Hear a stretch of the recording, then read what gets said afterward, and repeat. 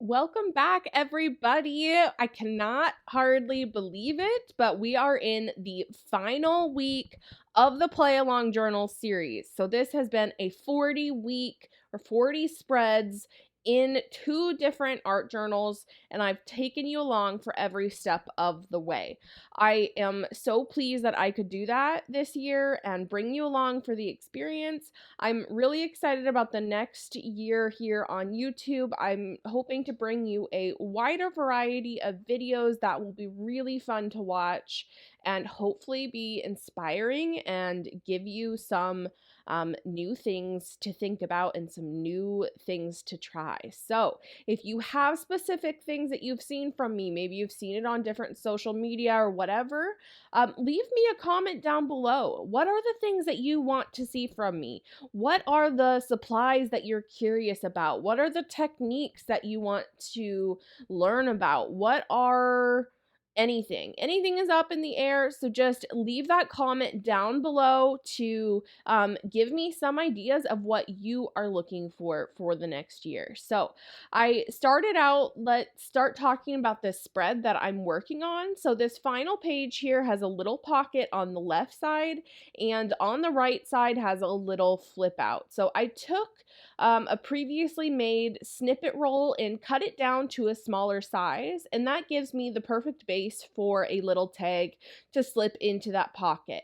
I then took a piece of cardstock and put it on the back. My reason for that is it helps slip out in and out of the pocket a whole lot easier by doing that, to give it kind of the paper backing and, a little bit of a sturdy backing. And then I just sewed around the outsides to hold it together. You could use just glue, whatever works. I always love a reason to add more stitching into whatever I'm doing.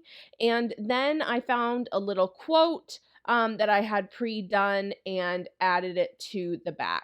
I wanted to add a bit of grunge onto the page, so with my Stabilo Woody, I made a few marks, and with a wet paintbrush, just spread that pigment around. After it was dry, I came back in with my white correction pen and did some more marks on the page on the left-hand side.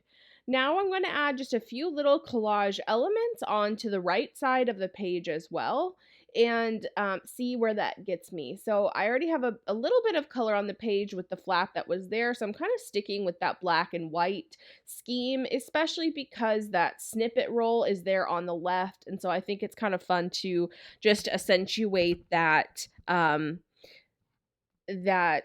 those colors there. So I'm searching around on my desk for different scraps that I have laying around, seeing if anything that I have will be a good fit.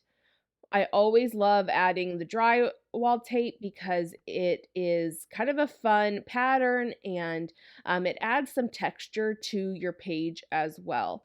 Make sure to check out that description down below for the supplies that I use, and I also like to include different links for my free class, for different free offerings, for digital downloads, and in my shop as well, so make sure you're checking that out. Also, if you've loved watching the Play Along Journal series and have been thinking to yourself that you want to create a handmade journal so that you can work in it as well, doors will be opening in January for the 2024 session of the BB Art Journals Masterclass. So make sure you're on that wait list to find out all of that information, to make sure that you're not missing it when that officially launches. So the waitlist link will also be down in that description also. So I found a stamp that I thought would make a fun little focal point, and it's actually one that I have hand carved and stamped that down. Sometimes when you have different elements like the flaps and the pockets and the different things that I love to include in my journals that I teach in my BB Art Journals Masterclass, sometimes you have to find more creative ways to then do your journal spread. So it's not just a basic, plain page and add stuff to it. I love to think about incorporating all of those different interactive elements as well. So with the stamp Afterwards I added some black pen just to give it a bit of a bolder approach. I'm toying around now with what I'm going to add on to that flap. I had a small little circle, and then I found that I actually had this one that was kind of like a chain of circles put together, and so I'm just going to stamp that right on the flap itself.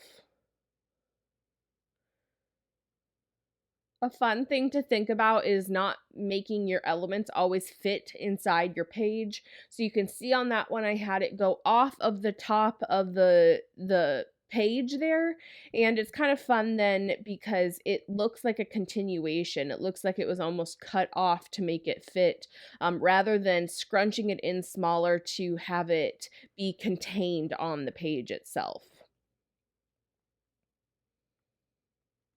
I'm pretty happy with how the page is looking, so I was just looking around to see if I wanted to add any final elements, but in the end, I think that it came to a pretty fun spot, and it's a nice end to this little journal. You can see how chunky it is.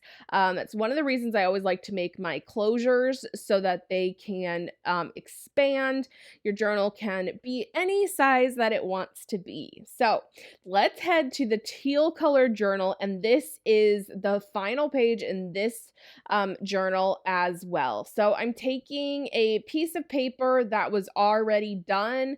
It looks like it has some scraps of painted tape on it, and a few little marks. So I'm just going to use that as a pre-made tag, just to put in this pocket. So tags don't always need to be super fancy or put together. They can be just little scraps of paper that then you turn into a fun little element. So I decided on this one, instead of punching the hole right in the middle like I normally would for a tag or what you customarily see, I did it off to the side, and I think it keeps all the elements that were already on the scrap intact, and it gives it a really fun, just different look to it as well.